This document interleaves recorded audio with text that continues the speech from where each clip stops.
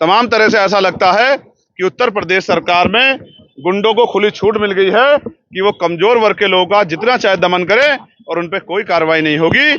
हम ये उम्मीद करते हैं आज की इस घटना के बाद, देखिए मुझे कहने में बड़ा कोई संकोच नहीं है कि उत्तर प्रदेश में अब बोली लगा के दलितों की हत्या होने लगी। यहाँ की जो घटना है वो बहुत डरावनी है। किस तरह से चैलेंज करके एक 22 साल के बच्चे की हत्या कर दी गई। उसके माँ बाप ढूंढते फिरते रहे, थाने के संबंधित अधिकारियों ने लापरवाही बरती, जिसके कारण आज वो बेटा हमारे बीच में नहीं। और तो और जो आरोपी था उसको इतना समय मिला कि उसने आराम से सरेंडर कर दिया, पुलिस को गिरफ्तार नहीं कर पाई। ये पुलिस का इतना बड़ा फेलियर उसके साथ। और वो सातिर इतना है, जिसको जुनैल बताया जा रहा है, वो इतना सातिर है कि उसने 5 अन्य लोगों के नाम ले दिए कि ये मेरे साथी थे। बाद में पुलिस का जानकारी में अपनी जो कार्रवाई है, अपनी जांच में मानना है कि वो 5 लोग उसमें नहीं थे, ये उसने किसी और मंशा से दिए। इसका मतलब वो एक सातिर अपराधी है जिसने सोच समझ के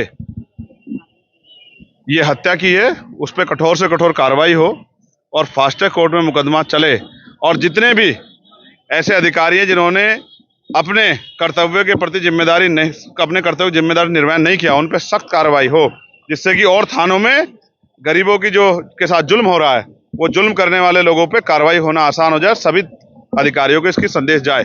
साथ साथ परिवार की हालत बड़ी कमजोर है, तो हमने परिवार के लिए 50 लाख रुपए की आर्थिक मदद की मांग की है, क्योंकि उनका जो यही कमाने वाला बच्चा था। इस बिटिया के भी 2 बच्चे हैं और उनके माँ बाप भी वृद्ध हो चुके हैं। इनके लिए भी हमने मांग की है और एक सरकारी नौकरी की हमने मांग की है, परिवार की सुरक्षा की।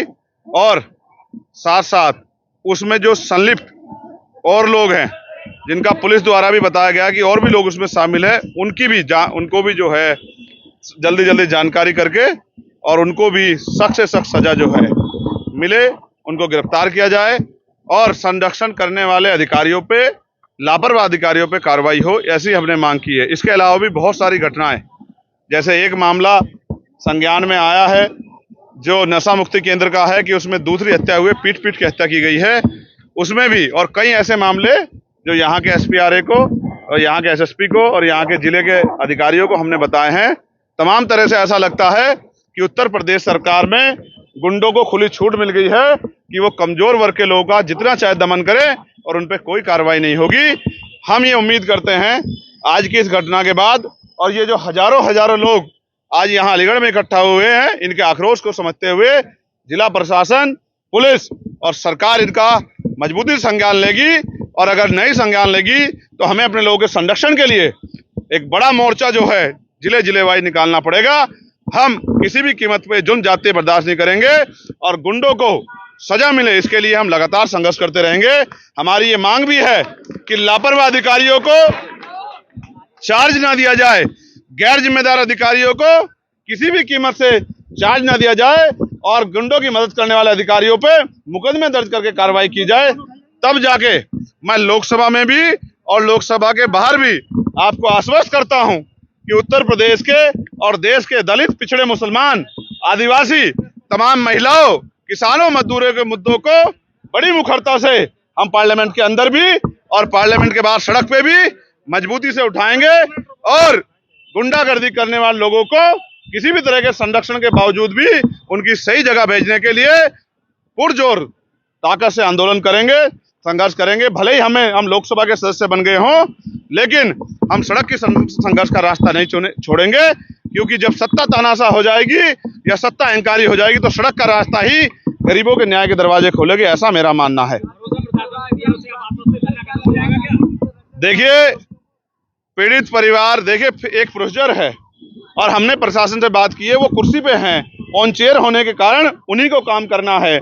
हम उनको पर्याप्त समय दे रहे हैं और हमने अपने लोगों को भी कह दिया है कि अगर इसके बावजूद भी लीपापोती हुई या हमारी बात को नहीं माना गया तो फिर हम किसी भी कीमत पर पीछे नहीं हटेंगे।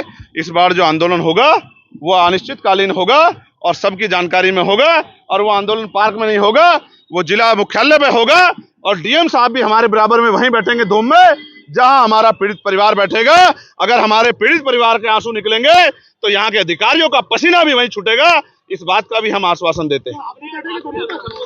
मैं स्पष्ट करता हूं कि वो अनिश्चितकालीन आंदोलन हमारे नेतृत्व में ही होगा। अगर यहाँ का प्रशासन और यहाँ की पुलिस इसी तरह से लापरवाही करेगी तो ये आंदोलन बहुत जल्द होगा।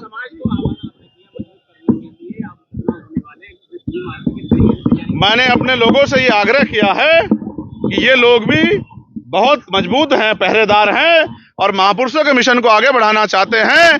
आज इन्होंने अपनी शक्ति बल से ये भी स्पष्ट कर दिया है कि अब ये किसी से झुकने वाले नहीं हैं और डरने वाले नहीं हैं।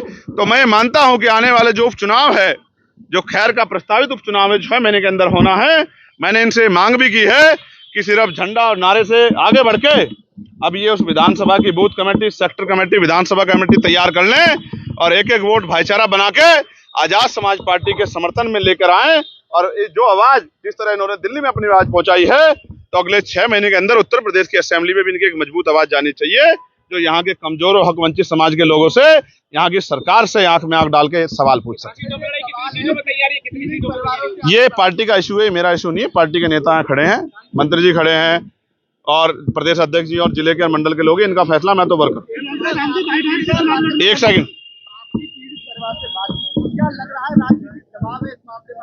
देखिए, मैं मानता हूं कि यहाँ के जो एसएसपी हैं, मैं उनको पहले से जानता हूं, एक अच्छे अधिकारी है। मैं इनसे ये भी उम्मीद करता हूं, उन्होंने मुझसे बताया है कि बहुत देर से मेरे संज्ञान में मामला आया, लेकिन उन्होंने मुझे आश्वस्त किया कि वो किसी भी तरह के दबाव को ना लेते हैं और ना इसी मामले में लेंगे। लेकिन अगर हमें कहीं, क्योंकि न्याय करने से ज्यादा न्याय होना बहुत जरूरी है, दिखना बहुत जरूरी है, कहीं भी अगर हमें अपने स्तर पे लगा तो फिर हम इस संघर्ष को आगे बढ़ाएंगे। बधाई हो उनको।